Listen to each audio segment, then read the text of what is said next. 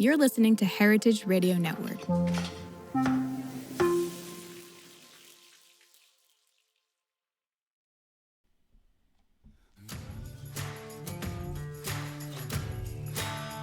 From kitchen chaos to well-oiled machines, get ready for newfangled technology and old-school know-how.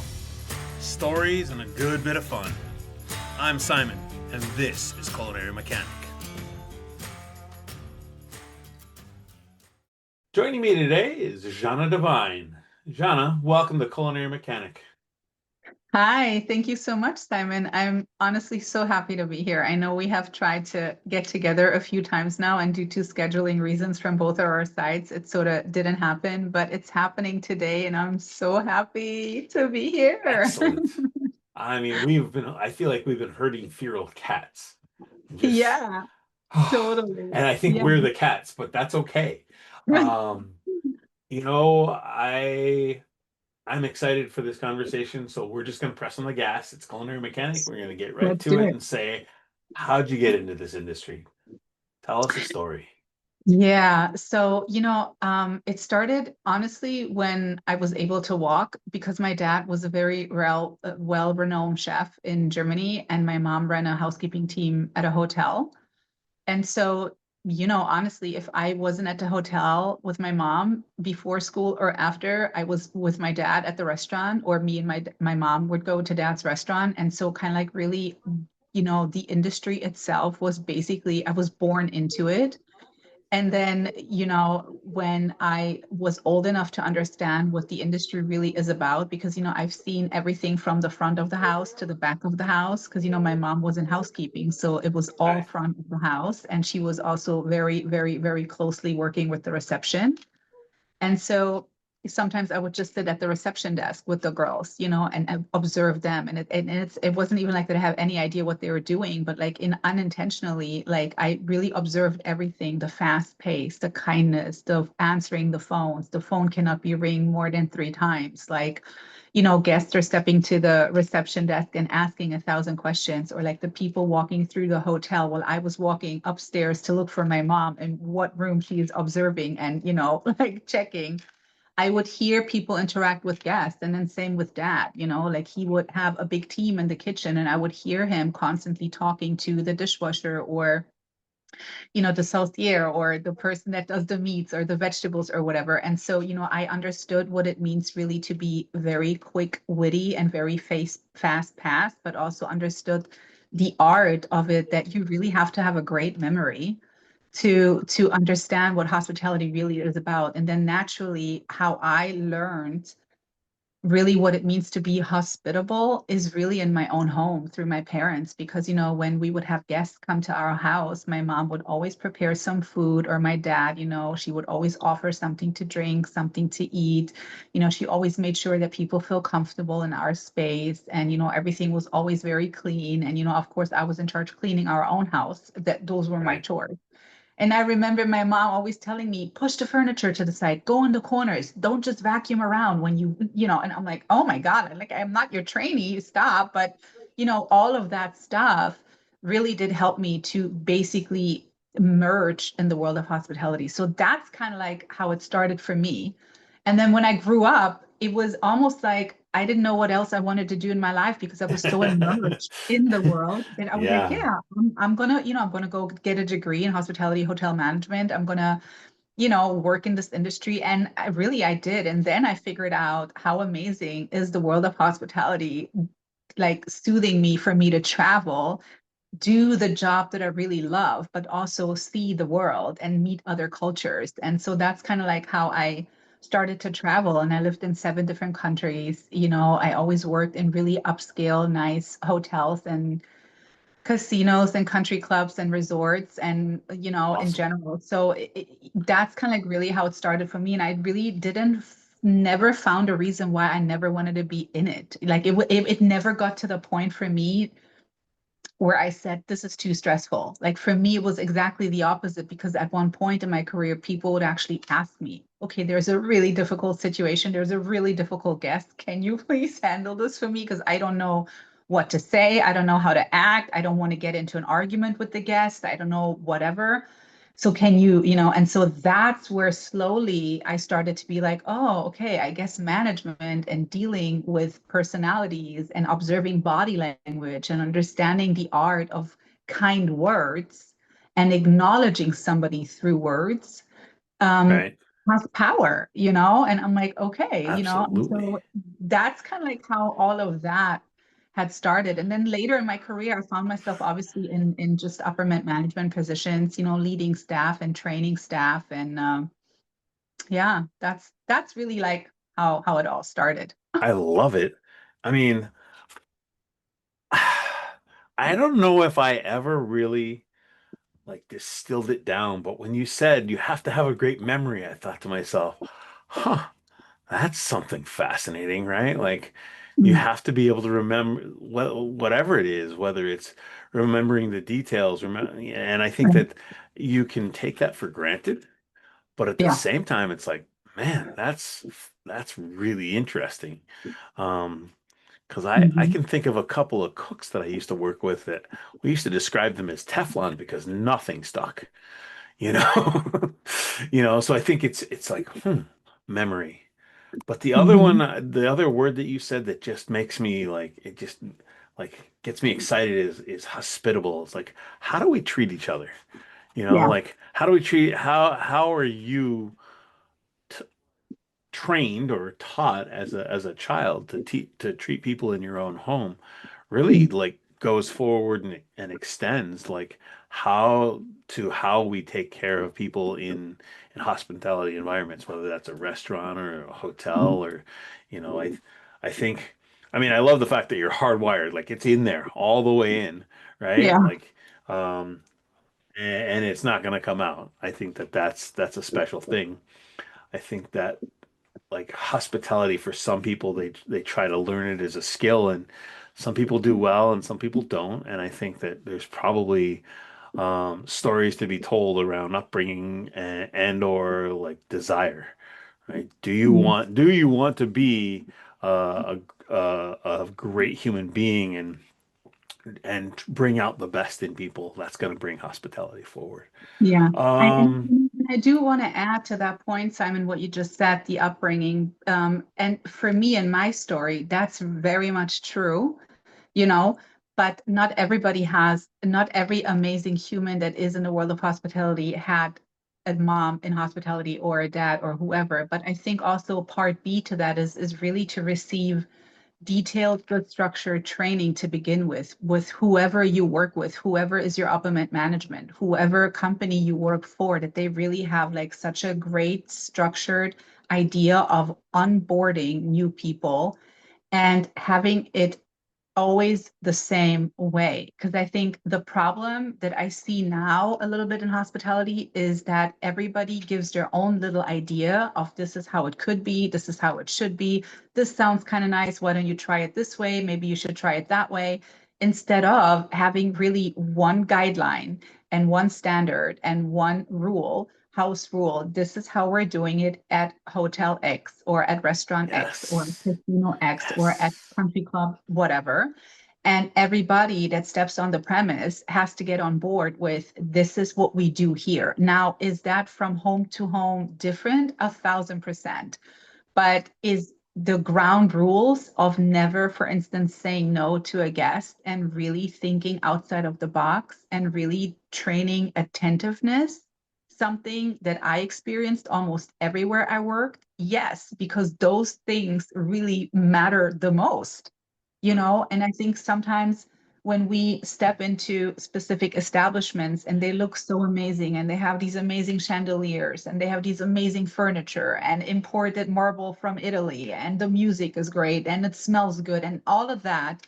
But then we have waiters and waitresses and hostesses and bartenders that literally have no idea how to even keep a conversation, how to have eye contact, how to multitask on the floor, because those things are that can be taught.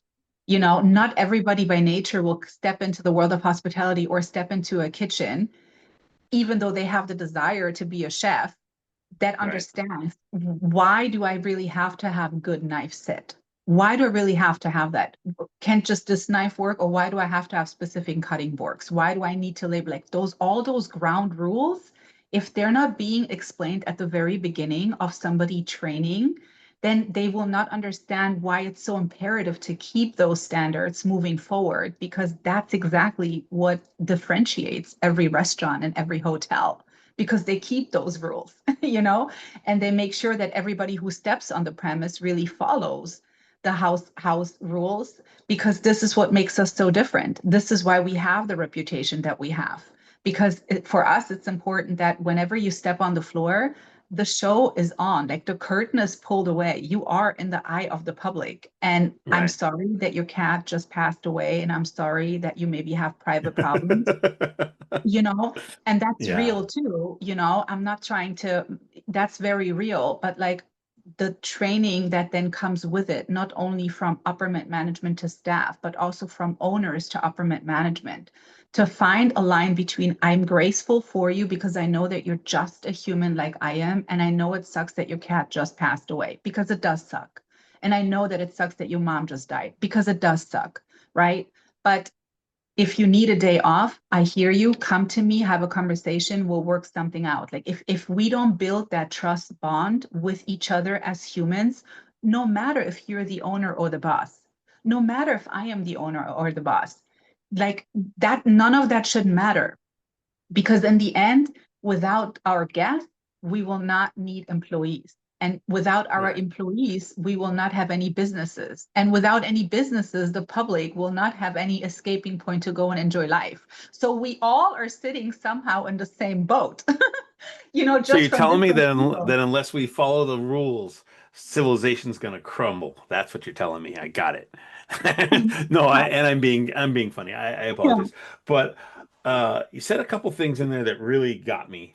Um, and really for me, what it comes down to is be amazing at the fundamentals, right? Like train the fundamentals, make them non-negotiable.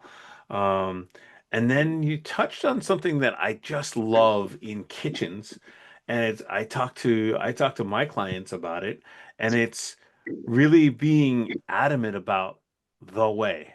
And I don't care what it is, whether we're at Jimmy's restaurant or the Four Seasons or any number of, I mean, I worked for the Viceroy 20 years ago, and you better believe that they talked about the Viceroy way, right? Like you've learned 20 million ways to do something. That's nice. This is how we do it.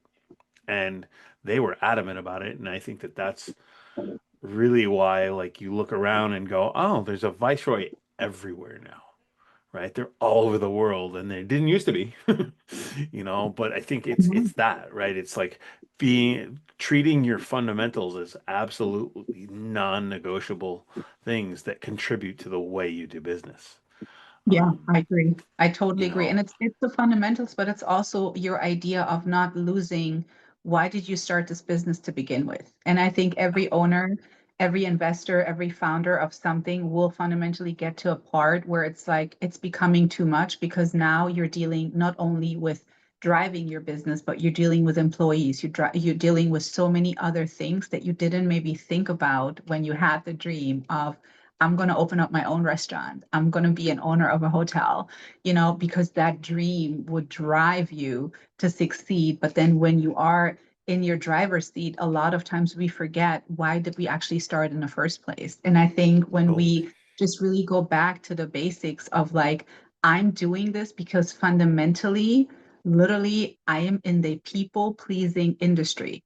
Like I'm in a people pleasing industry where hospitality is all about humans. It's all about people. Like if this is not your cup of tea because you feel like you really need to be drawn away from humans because you're just not the type of personality, then owning a restaurant or owning a hotel or is maybe not something for you, because you really are in the public eye a lot and you have to manage Hmm. your own emotions very, very, very clearly. And sometimes that's really hard. But I think when we help our upper mid management to actually train them on those kind of things, because listen, as an owner, You have to be a mom, you have to be a dad, you have to be a therapist, you have to be a brother, you have to be a sister, you have to be a boss, you have to be kind, you have to be firm, you have to be professional. Like there's so many hats that we have to wear, but yet how do we find balance between but this is exactly what I want to do, and not let the responsibilities come in and overshadow the actual reason why we opened our doors in the first place, and I think sometimes when we're just bringing in like an outside force that kind of like is unattached to emotions, to the business that the owner is. I mean, your business is your baby. Obviously you are attached to it in such a different way than I would be because I didn't birth this child. You did. Right. you know? Right. And so, but when we bring in another force that kind of like sees a little bit more clearly and kind of helps to navigate of like, hey, look, why don't you think, this part here could be a little bit better ironed out? And, if you just, invest a little bit more in your staff will give that back to you. But a lot of times it's like, well, I'm too busy because I'm running other three restaurants. I don't have the time to stand on my own floor and teach my staff. Okay, great. Then hire somebody. Like your staff needs to have constantly, I feel like, the feeling of being not only fed with new information, but also with like, I want to help you grow in general. Even if I know that you're going to leave me at one point, that's okay. But I was the one, I planted the seed in you. So when you look Right. back in your career, you will remember Jana taught me how to open up a bottle of wine in the most proper way. And now when I open up a bottle of wines, I even get compliments on. That's not because I'm an ego-driven person. That's because you're planting seeds in another human being's career, life path, knowledge. And so that really is what hospitality in general is too. It's not just being kind and warm and welcoming, but it's also like, I'm here to help you, right? Like if I'm a waiter, I'm here to help you have the best meal today, have the best experience. If I'm a bartender, I want you to be entertained but while sitting at my bar. Like if I'm a chef, I want you to look at my plate and be like, oh my God, that's a piece of art, And so that's the thing that hospitality really is, because it is a form of art, like being a Absolutely. concierge, that is so challenging to know every museum, to have everybody down with everybody's timeline and have all the information, or being a hostess at a restaurant. That that's a lot of work. I mean, the Yeah. girl has to know the floor plan. She has to be really good at rotating the guests so that no waiter feels neglected, or they had more tables than I did, or I made more tips, or I had a bad station, or whatever. She has to, or he has to look presentable and kind, answering the phone. Like if somebody asks something about the menu and they don't know, we might lose a guest because I simply call to ask, do you do any vegan dishes? And if the person answers and says, oh, well, I don't know, then me as a guest, I'm already, okay, you know what? I have no time to wait. I'm just going to call somewhere else. So Yep. again, training is so imperative in this whole idea, but it goes beyond the actual product knowledge and the one-on-one hospitality. It goes even into, let me help you to bring out your magic within you that I know you have, you know? Right. Yeah. So for me, what you just described is creating the culture of your business, Yeah. right? Um, and they, this is one of those conversations that for me, like it starts in business, and then before you know it, we're talking about passing traditions down from Right. generation to generation. And I think that myself, as somebody who loves to take care of other people, Mhm.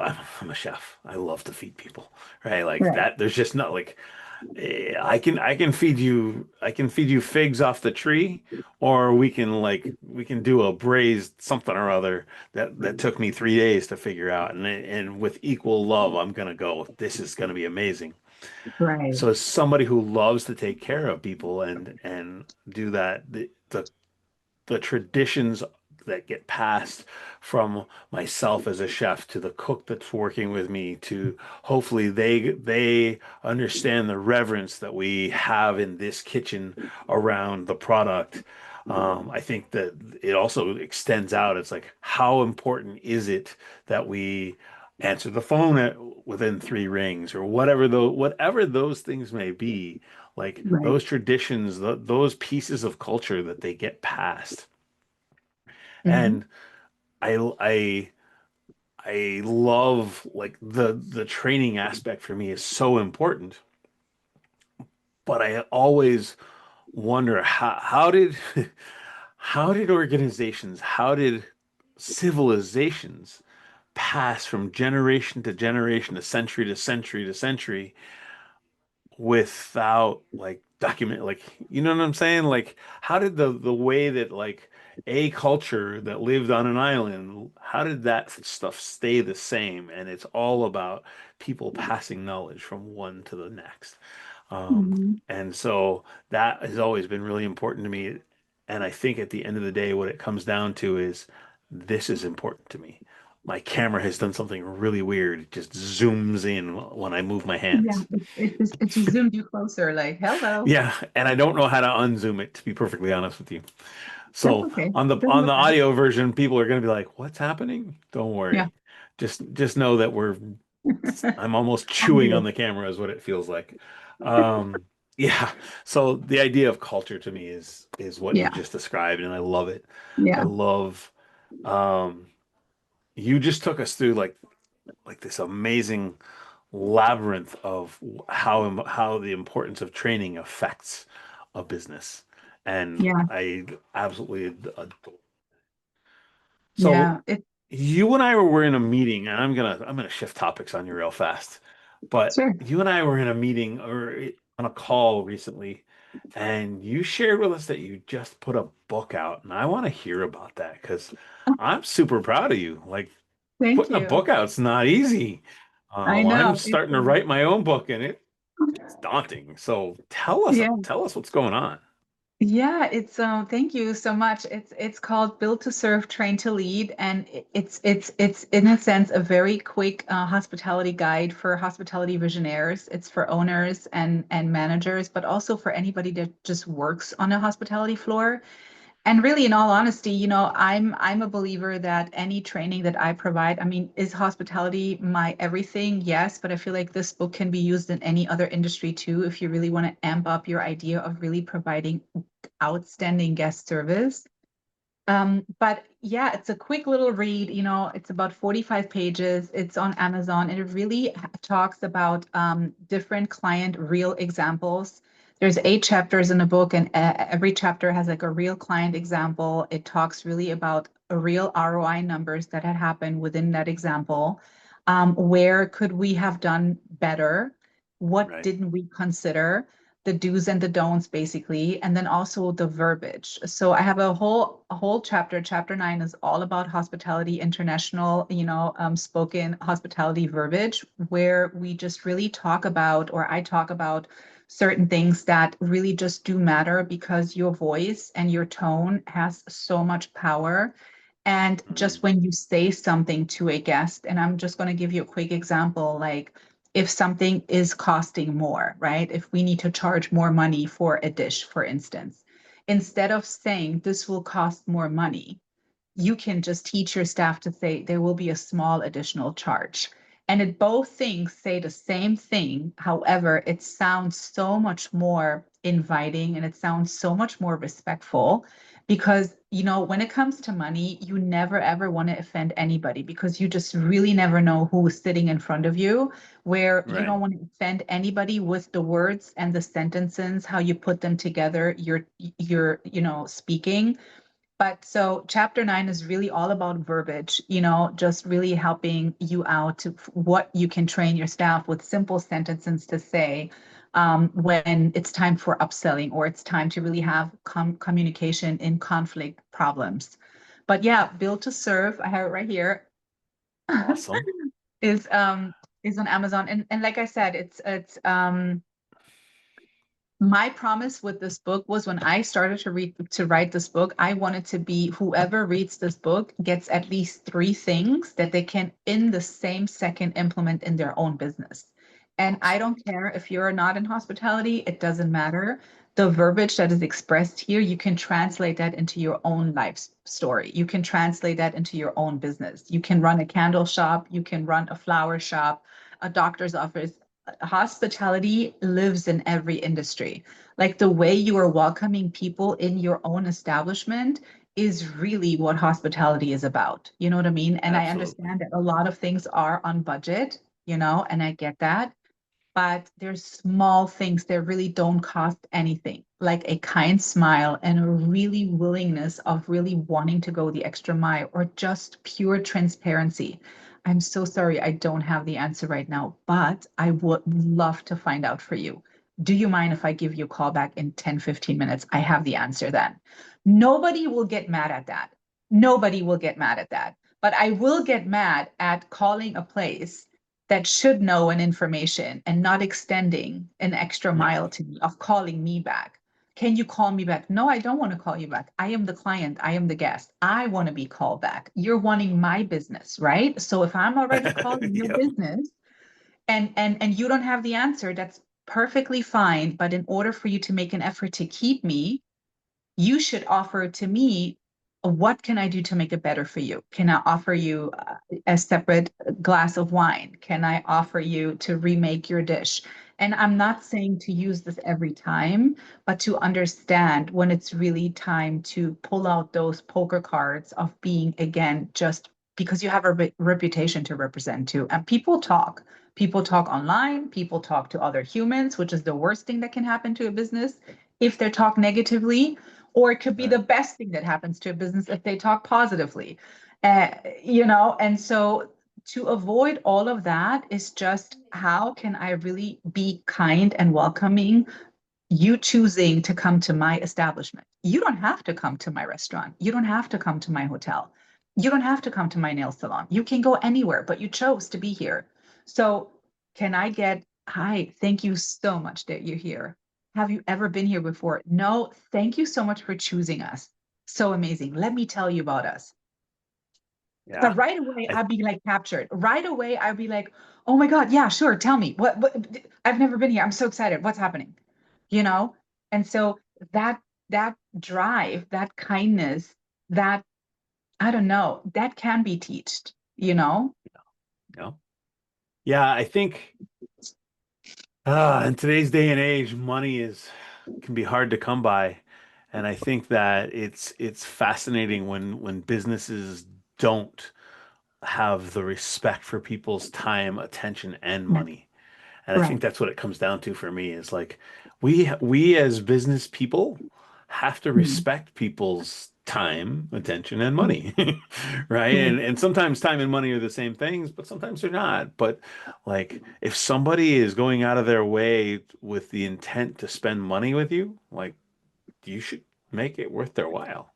Um, I I Right. I I definitely think that it's really easy for employees somehow to remove themselves from their role in it, and I think that I love how center of the picture you put all of those things around. Because like I said, what it comes down to for me is respect, right? Like Right. we've got to respect people's time, attention, and money, Yeah. because those are the things I think that people most often are able to share as a commodity, right? Yeah. And the for me, the opposite of commodity is something that is special, right? So if someone's going to offer their money up, I want to make sure that they get something special in return. Yeah. Because I mean, again, the money's tighter than it ever has been, right? Like it's harder and harder to have disposable income. Because what we're Yeah. talking about, like these things, whether they be staying in a hotel or dining out, like these are not the things that are necessarily our day to day or our survival pieces. So I think once again, extra respect is required.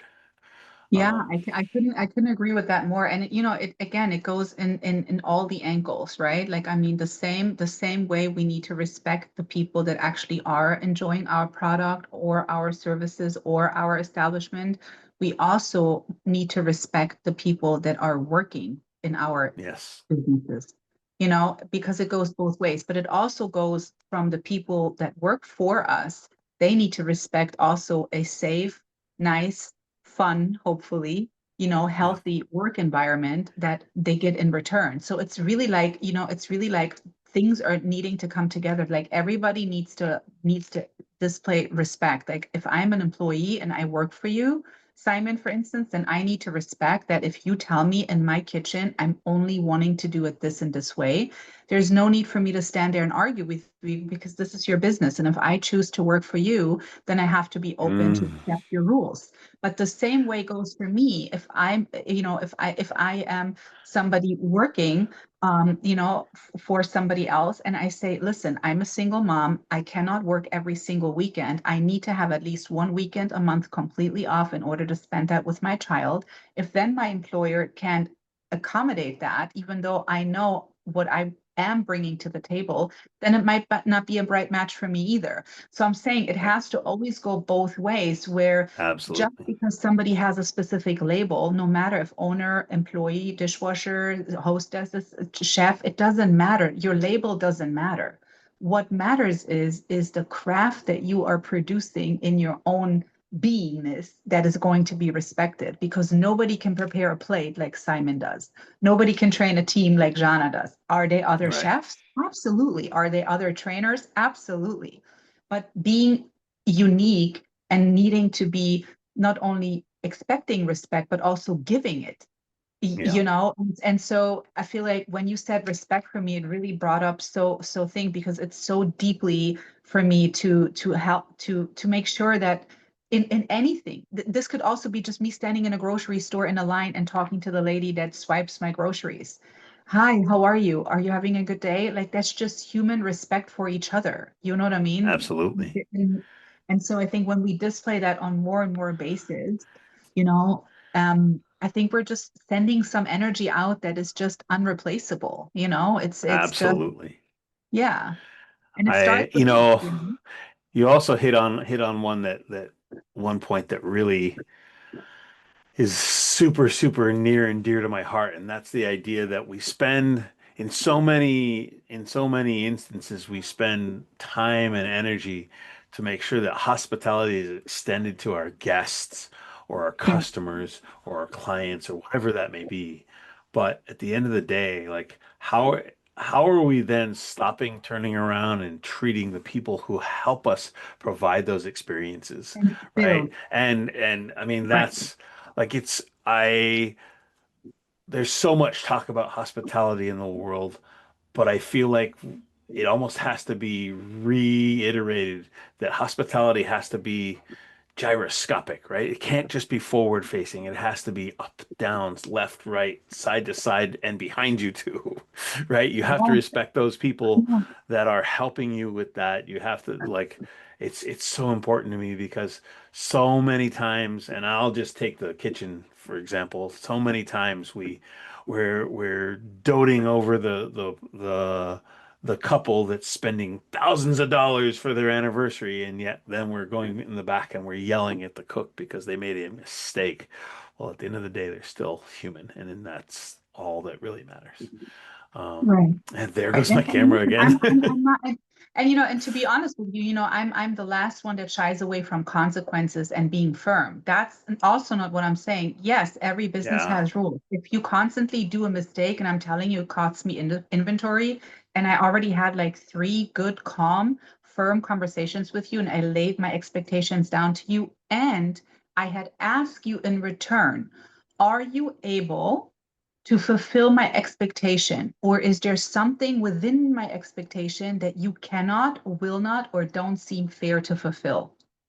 If all of those answers are a no, and you say you can comply with my expectations, then at one point there needs to be a consequence, because you explained to me that this is something you can do. absolutely. Now here you are not doing it. I'm wondering what is the reason. And if this were to continue, then we need to maybe find a different way for us to either continue or not to continue. So I am the last one that shies away from consequences, but I am the first one to be like, did this person really get explained in detail the expectation? And did they get the tools that they really need to fulfill this expectation? Yeah. And so That comes down to, sometimes, did we set them up for success, right? exactly, exactly. And Yeah. sometimes that's exactly what's not happening, Simon. And then we cannot be mad at anybody because they're not doing what they were supposed to do when you want you want all your staff to walk around with trays, right? You want to offer tray service. Even if they're just taking one glass, you want that tray to be presented on a tray walking through the restaurant. Can you please provide proper trays? Yep. Because if they don't So, have what did the server? I used to work with a server, and she was a little crazy. I'm not gonna lie to you, but she had a point, and her point was, how can you expect to hold us accountable if you don't provide us with the bare minimum tools to do our job? You yeah, know, and because it yeah, was probably a tray conversation, and or there was never enough silverware in the restaurant. She's like, how do you expect us to keep the number of roll-ups that you expect us to each do if there isn't right. enough silverware? She says, you know, and so it's that. It's providing the fundamentals and the basics, and making sure that you're allowing your team or providing for your team to be able to achieve Mhm. what you ask them to achieve.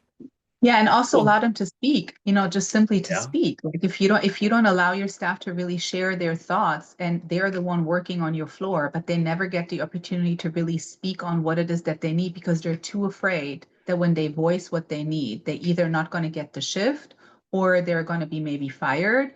Like you have to have an open door policy where everybody's opinion in a respectful, calm manner is welcome to be heard and to be spoken. You know what I mean? right. So Absolutely. yeah, Yeah. Awesome. Oh, Jana, we covered some ground today, didn't we? you I sure love did. it. Um, I can't thank you enough for coming to join me and play in my Cool. little sandbox that I call Culinary Mechanic. It's super special to talk to people who understand so many of the important things around hospitality, whether it be restaurants or hotels or whatever. It just taking care of each other and taking care of people. So, in the show notes, I'm going to make sure that people have the link to find you, and check. Well, we're going to put the link for your book because they got to go buy it. Yeah. I think that, like you said, there's multiple industries where extending hospitality, having great verbiage around disappointment and or money are absolutely um, irreplaceable. So I think that that's Yeah. something we're going to get to them. To all you out there, thank you so much for joining us. I appreciate it. The number of listeners goes up just about every week, and it means a lot to me because this is one of my favorite things to do in a week is to talk to people about hospitality and taking care of each other and um, all that entails. So, Jana, we'll catch you next time. And to all of you out there, I'll catch you Yeah. on the flip side. Have a great one. You've been listening to Culinary Mechanic. This show exists to help you lead with more clarity, build systems that actually work, and create a kitchen culture worth showing up for. If this episode helped you move even one step in that direction, do me a favor, leave a quick review. It helps more chefs and operators stop the chaos and start leading with intention.